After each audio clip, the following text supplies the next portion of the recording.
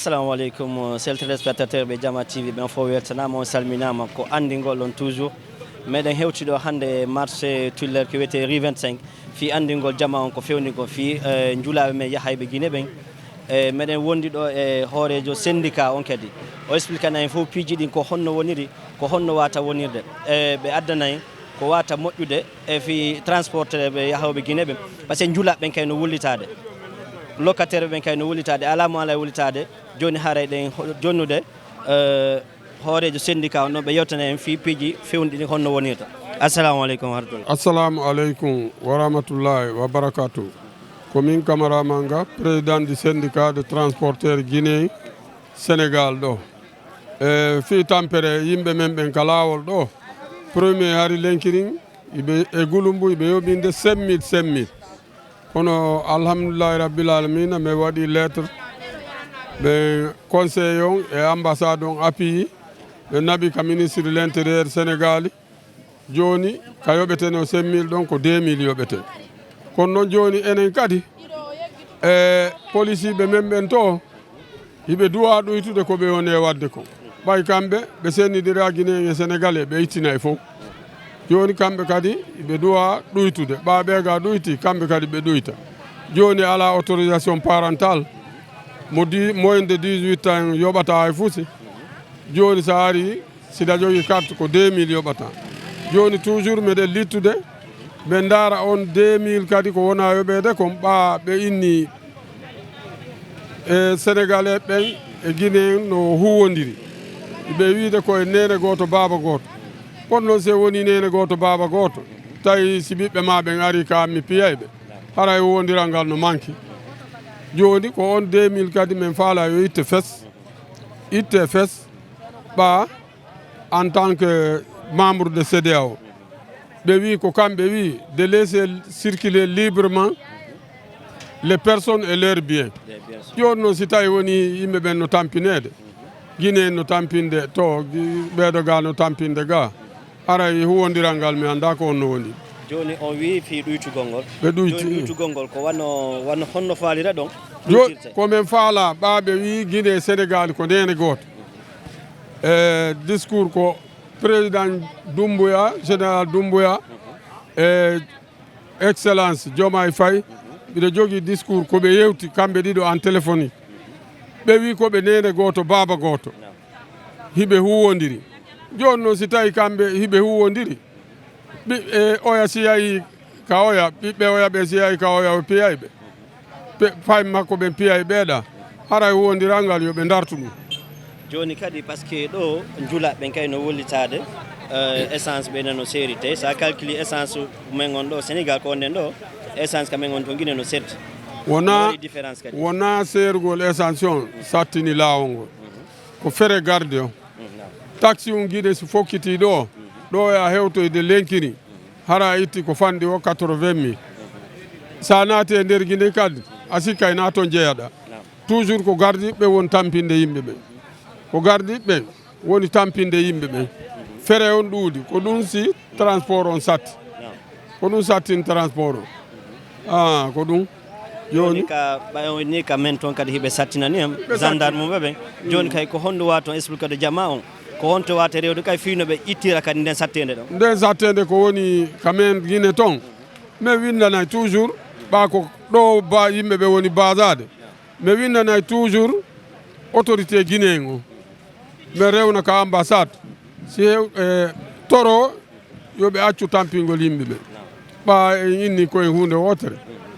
wona yiide huwodira aray ɗe lorrindirde joni par ce que fi honno wattake grève fino hemɓe ɓen kay a daara par ce que si grève waɗama otoje dogari ko siɓe yi otoje siɓe nangga ɓe yaltina taxi seyruɗi grève o ɗum noon fof no waɗama grève on Sénégal ɗo no wawa marsude kono enen en ala nanodirde ɓeɗo waɗa grève ɓeɗo doga ko ɗum sattini toon enen yimɓe men ɓen ala nanodirde no seriri noon kadi ko honno wa toon kay juulaɓe ɓen par ce que mo ɓe no wollitade ɗo e Guinée paasi no fewde hari ko 20 000 francs Guinée e 25 000 joni yeyno ha 40 000 aynano ɗo 50 000 à 60 000 fewno ko ɗo 60 000 on wona ko ɗumanna ko passager ɓe wiyata no ɓiƴƴi sa waɗi ɗo 9 personnes hewtoyi toon ɓe wiya ko kara hamɓe yarata si ɓe jippiki joni noon mi wiiɓe joni yo ɗuyte yo paase ɓen ɗuyte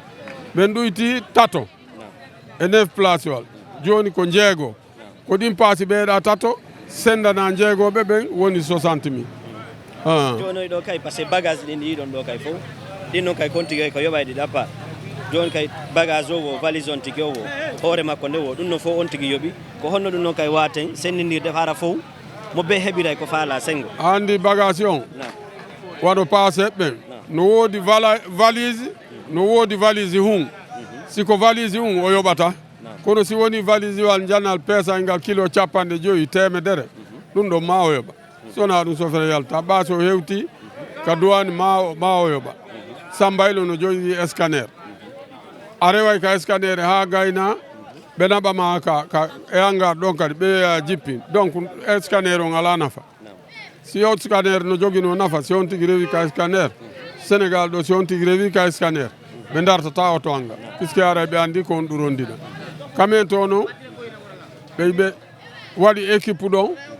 oto reway ka scanner ha gayna ɓe wi o ƴettu e oto on kadi o naɓa ka hangar ɓe jippina bagage on ɓe furu donc ara scanner on ala nafa o wi kaydi joni otoje ɗen accident ji ɗin kay no ɗuuɗi konno wato wilde kay chauffeur ɓe men ɓen ɓe doguinaɓe ɓen par ce que tout le temps o yiyay kamen accident ji buy maya e mum e camion je ɗen kadi no quel qu'en soit joni aray konno kay waton jonnude chauffeur ɓe doguinaɓe iwa ɗo yatonɓe kay kono watonɓe kay wiide chauffeur ɓe ɓen komi wiyata koɓe wawi waddoy puisque ko bon voyage wiya wona bon vitesse toujours accident gon ko wadde kamen ko excès de vitesse woni wadde doga ha perde contrôle si chauffeur jotigi ha perdi contrôle ma waɗa accident hari minen laawol no gayntaki ka laaw ɗo e kamen ka ko sita walla ko honno wiyete donc ngal laawol ɗon kay no bonni kay piiji ɓusa yimɓe ɓe sita ko combat dala 35 kilos kono chinois ɓen no toon yiɓe gollude fello sitango yiɓe feccude ngo yiɓe gollude ɗon on yiɓe gollude joni ko honno waton haalande communauté guiné wonɓe sénégal ɗo ɓen hiɓe tampina kadi ɗo surtout ɓe taxi moto ji ɓen ɓe trois uji ɗin ɓe kala yiɗon ɗo résultance guiné wonɗo ɗo en ce moment là minnata de hiɓe yiide jaam à 100% hiɓe wolnede kay piiji ɗi annanda hoore ma ko welataɓe ko honno yiɗon rédaction e mum ka par ce que yiɗon ɗo en tant que président syndicat yimɓe ɓen ɓen ɗo wano taxi motoji on sa soodi taxi moto ɓeɗo koya ƴettu kaydiji ma régulier ara kaydiji ma no réguli iɗa jogui permis carte grise no toon si kaydiji ma réguli ɓe contrôle ɓe jonnitete kono noon sa wi a doguinayi ɗo moto a ala kaydi a ala e permis pelletti ɓe soñjay onti ɗo ko andingo par ce que ko woni kamen kon e ɗo wona goto ɗo ko woni kamen kon e ɗo wona goto na goto donc haray ko Jama TV arno kamen ɗo dartugol e andugol ko honno fewno ɗon ɗo ko wawno ko wiide kay téléspectateur ɓe kay daaren ɓen fof ko honno kay joni toon ɓe kongo ɓeɗo joni koye ɓe dar ɓe ƴetta exemple sa yi on ari ɗo ko wallugol jama on puisque so holliri joni ka télé hay lamɓe ɓen tigui ɓa andi lamɓe ɓen ɓe susata conférence de presse buuñi no huuli ɗum bon puisque min e nde mi wino mi waɗa ɗo conférence de presse ɓe woodi buuñ nodduɓe la wiye wosim ɗum memmina guere hakkude leydi e leydi wimi si tawi le a heeɓi ko metta e ma koya wowlu ɓawona a dartoto ko ɗum haran o weltanama o saɗimi ko tooli kamen on jarama donc haray o nani mako maɓɓen fof koɓe wi kon ɗo haray surtout ɓe voyage ɓe ɓen e soyen prudent anden ko honɗum wonɗen e wadde anden kay koye leydi goɗɗo wonɗen toujours waɗoɓe taxi moto ɓe walla trois roues ɓen yoɓe ɗaɓɓu kaydiji complet hara hande kay ɓe tampina par ce que seɗa mari kaydi ko falɗa wawa ɗay donc haray ko minen tan suive Jama TV ɓe explique mo piiji ɗi fof no yarata no eno warata no ko haara meɗen ɗo kay président jeunesse wonɗo ka rue 25 ko haara meɗen jontan konngol ngol andi noon yimɓe ɓen ko hono woni hombo explique noon yimɓe ɓen ko honno ɗo woni e feƴƴirde piiji ɗin par ce que no yiɗon e jour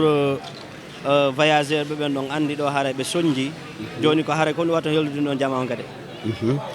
bon mi wiya assalamu aleykum wa rahmatullah Saka Missa Diallo le président de jeunesse o Médine Guinéen wonɓe ɗo ɓe haray ko min woni arde ɗo hiwro communiqué Guinéen o fof hiwro sénégal en ɓe weltanoɓe haray wowla ko anini ɗan ka ɓernde seeɗa e wallu guinéenɓe ɓen haray ko guinéenɓe ɓen jeeyi on message ɗo par ce que ay motto ɗo lagine ara sénégal ɓe wiyama ko nene goto baba goto kono konko ɓennata guinéen sénégal en ko nene goto baba goto feeñaali amen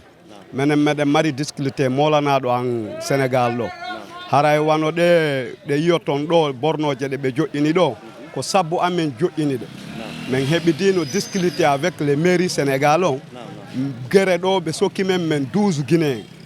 ɓe sokkimen ɗo dans 2 jours ko ambassade o wanno intervention ha ɓe wawi men yaltinde sina ɗum ɓe transférayno men ɓe transférayno men à 100 métres men waloytono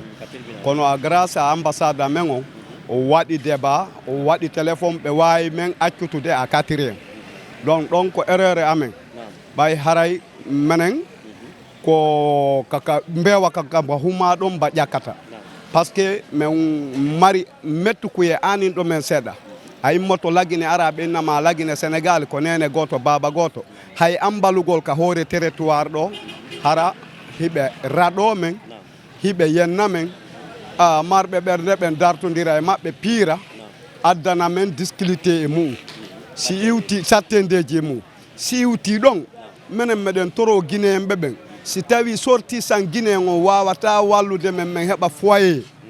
hara e meɗen tori Mamady Doumbouya yo wallu men min heɓa foyer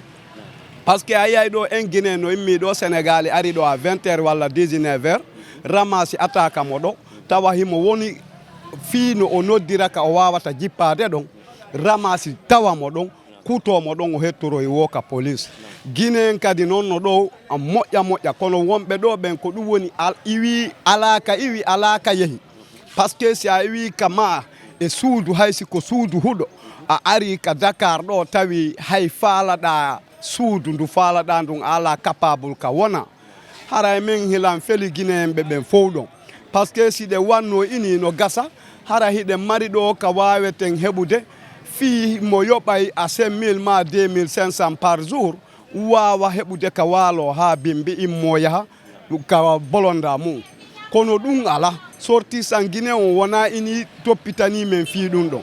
de comme de président amen on président colonel Mamady Doumbouya ngako général joni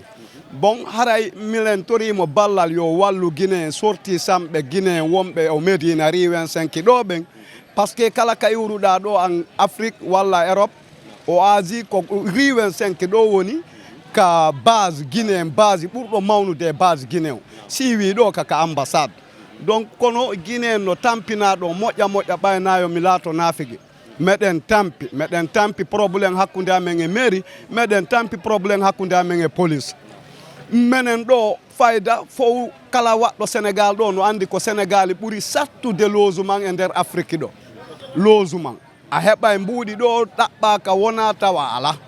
donc joni noon waloɗa kadi yaasi hara a daɗata donc haray ko ɗum ɗon min marno komi hollita communiqué guinéen o haray meɗen tori ballal e yandi ka fi Allah e woti annabijo muɗum Mouhammad si tawi ko sorti san guinéen on wallata men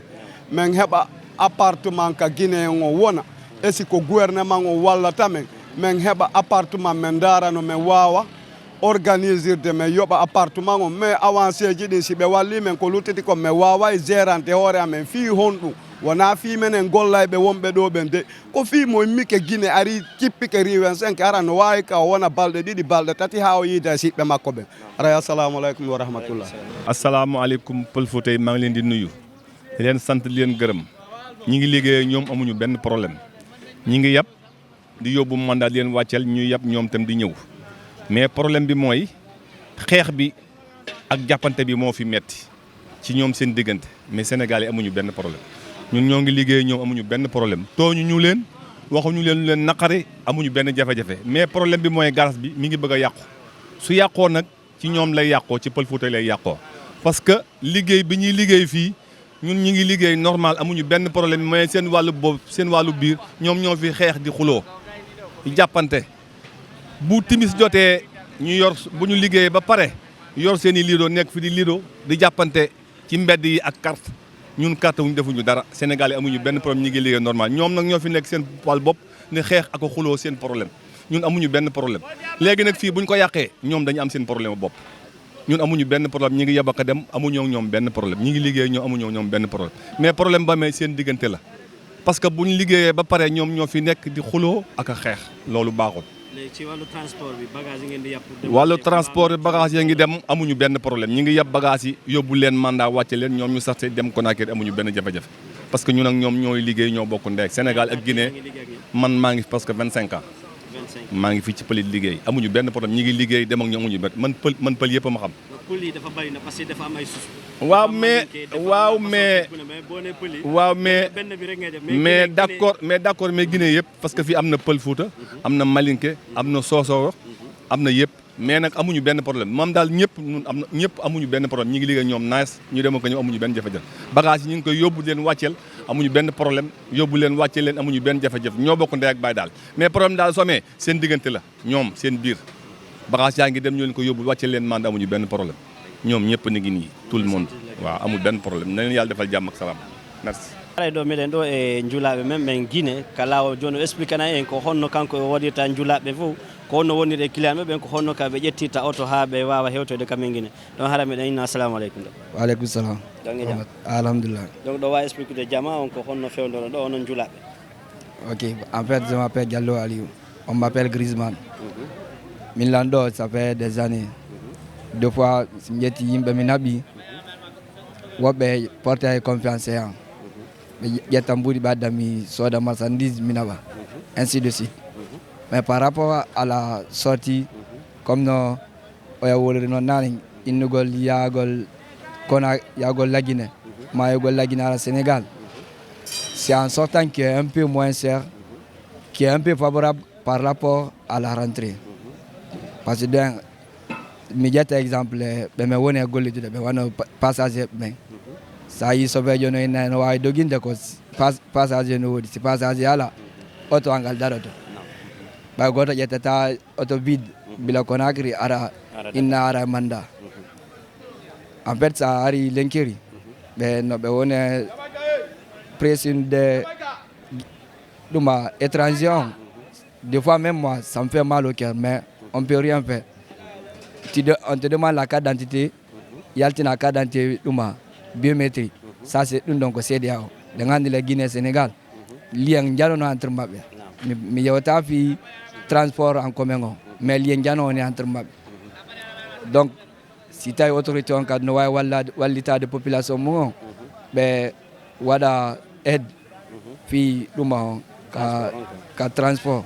parce que ça aussi très important. Joni onon locataire ɓe ɓen transport on muman ko o yiɓe ɗuyti transport o moƴƴa kono noon wakkilaki ɗuytugo ɗum ko sabu on. Non, transport menen maintenir à une ɗuma goto à une seule étape. ɗum ko jeli